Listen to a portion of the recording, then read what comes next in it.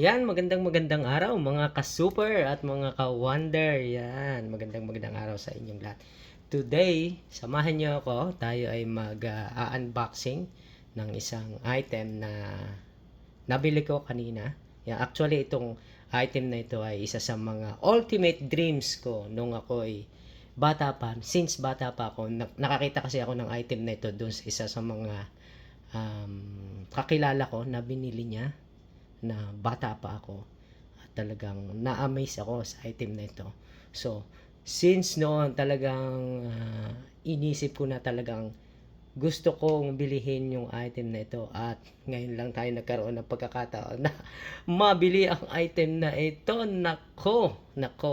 At tingnan natin kung ito ba ay talagang ultimate dreams. Kung ultimate dreams din nyo itong item na ito. So, let's go. Hali kayo. Tingnan natin. Pag na-unbox natin itong item na ito, ay tingnan natin kung anong mga susunod na mangyayari. Sige, yan. Samahan niyo ko. Ayan guys, unbox na nga natin. Ito na. Ba? Excited ba? Yan. The Source. Yan. Ang The Source ay isa sa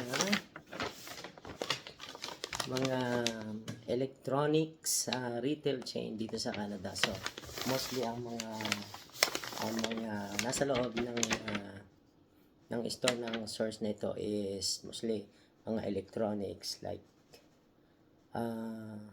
cellphones yan.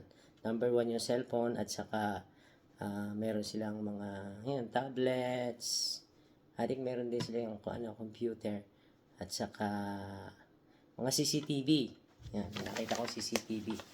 Yan, at itong nasa loob nito, ayan, isa din sa mga item ng Source. So, tingnan natin, di ba? Yan. So, buksan natin.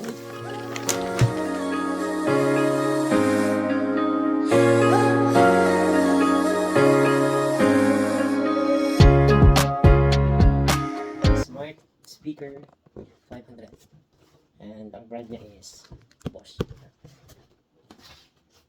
Tingnan natin ang itsura. Ito pala. Ayan. Ayun. Ayan. Tapos siya ay may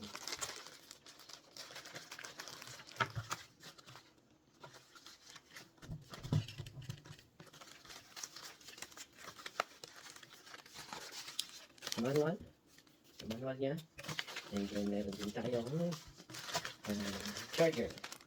Yan, charger niya. So, yan, connected doon sa likod. Ito yung sasaka ng charger o ng itong cable, and meron siyang auxiliary dito. Yan, and Bluetooth. Yan. So, ang sabi dito is, ito daw ay could be connected to Alexa app. So, tatry natin. Meron man tayong Alexa dito eh. Si Alexa, dito si Alexa. Alexa, how are you? I'm feeling amusing. You heard that right. Yeah. Amusing. Yeah. It's the Canadian version of amusing, inspired by a fun Canadian animal quiz I created. If you would like to try it, just say, which Canadian animal am I? Alexa, stop. Stop natin si Alexa. So, eto, yan. And, ito matagal ko na talaga itong dream na magkaroon tayo ng ganito. So, ito ay, ang price nito is, nabot ng more than $600. Canadian dollars. Yan. Including na yung kanyang 2 years warranty. So, in case na magkaroon siya ng problema, within 2 years, papalitan nila yung unit ng free. Yan. So, yan. And, testingin natin.